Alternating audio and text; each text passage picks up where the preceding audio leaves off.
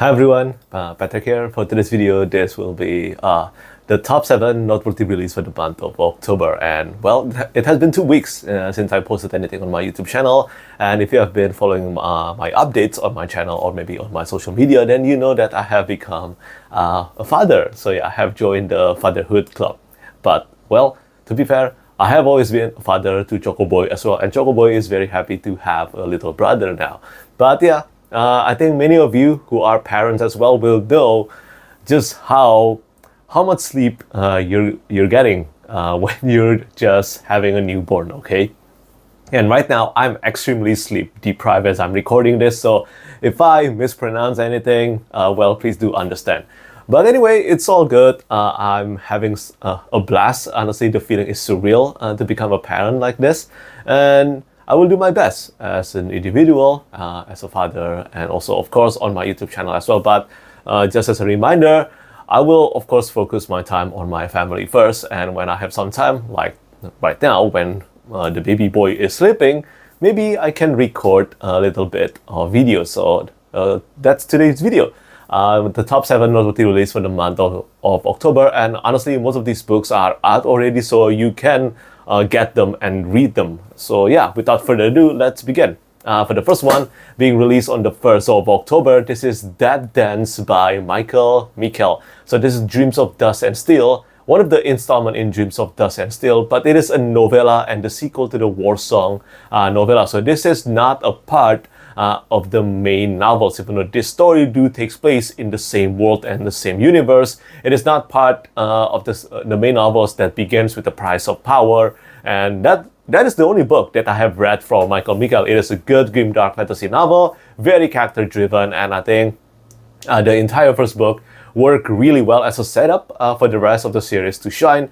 But I still haven't read the sequels yet. But from my initial impression of the first book and also the influence behind the novel itself, I think I have a good feeling that the rest of the series will be much better compared to the first book. And that is a really, really strong cult behind Dreams of Dust and Steel series right now. But yeah, this book, That Dance, is out now. And moving on to the next one, on the 3rd of October, we have Hell Had No Fury by Rachel Aaron. This is the 4th book in the Tear Down the Heavens series. Honestly, I don't know whether this is the final book or not, but the only series from Rachel Aaron that I have read is the Heartstriker series. That's a dragon-based urban high fantasy series, and I had such a great time reading Heartstriker series. I think I read that in 2017, so it's almost 10 years ago.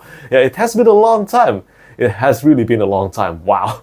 But other than that, I haven't read anything else by Rachel Aaron, not the Eli Monpress, and also not the but the spin-off sequel to the Heartstriker series, which is the DFZ series. But from what I have heard, everything by Rachel Aaron is very solid and worth the read. And I know I will be trying Tear Down the Heavens eventually, but my priority when it comes to Rachel Aaron books will be the books taking place in the world of Heartstriker, so DFZ first, okay?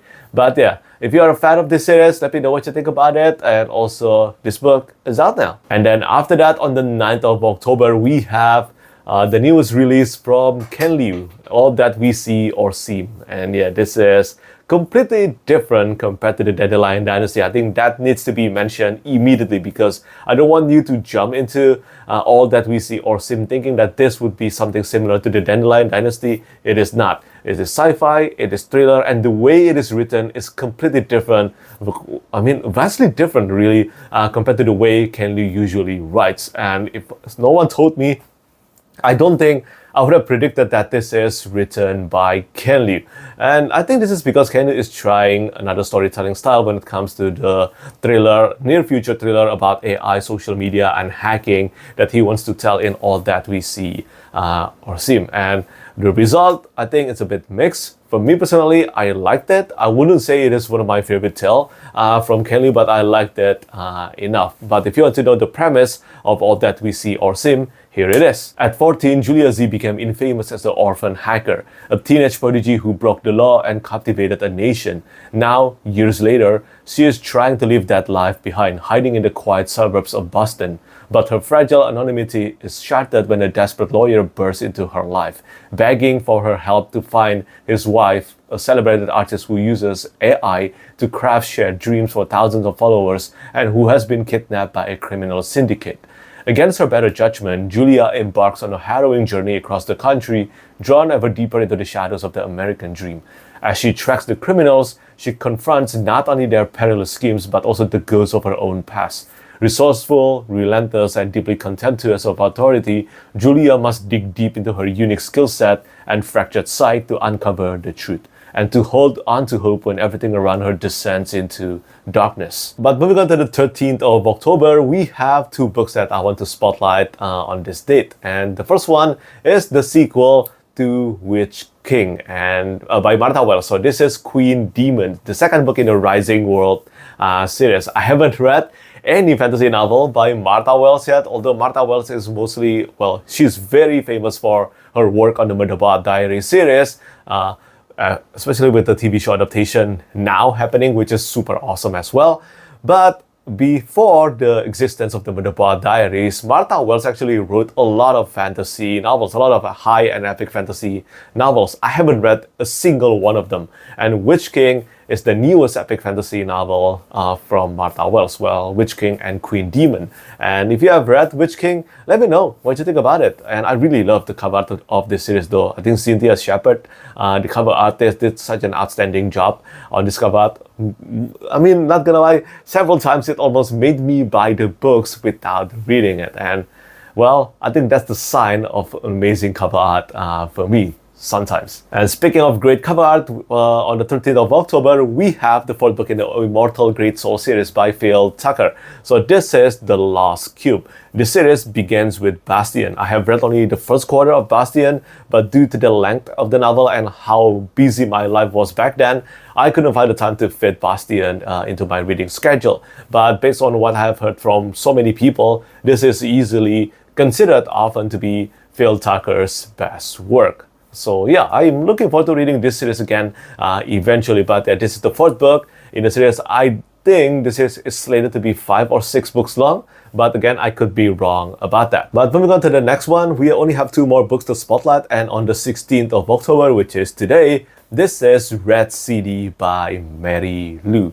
And yeah, this, based on the premise and the blurb, which I will talk about really soon, it instantly reminded me of Jade City by Fondali, and I'm keeping my fingers crossed that the book is as good as Jade City. I mean, without considering the star-crossed lovers in the premise, everything about it, if you switched out the names, it would work as the premise of Jade City. So if you have read this book, Red City, let me know what you think about it. Is it super similar to Jade City? And is it good? More importantly, is it great?